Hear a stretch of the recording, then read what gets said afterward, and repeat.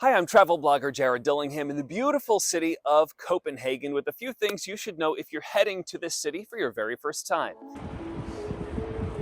The most famous part of Copenhagen is this colorful canalside district. It's a 400-year-old port once lined with bars and brothels, now lined with bars and stores.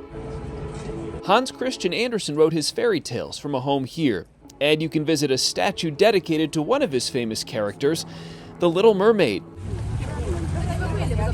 She's small, but she draws a crowd and also draws a lot of mischief. Vandals have decapitated the statue and even blown it into the water, but she's always restored and remains a source of Danish pride.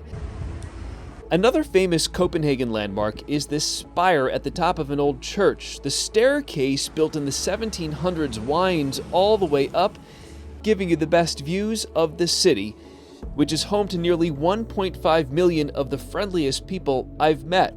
Of course, the weather is something to keep in mind no matter where you're going. Here in Copenhagen, the summer months, July and August, the peak temperatures are in the low 70s. In the fall and spring, it's about 50, 55, 60 degrees. Very comfortable, mild to check out, really between April and early October.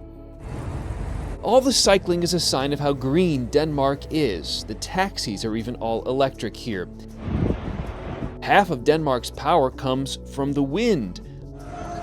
Now, this giant sign represents what I see as the biggest challenge of a visit to Copenhagen. It tells tourists you're shopping in one of the most expensive countries in the world.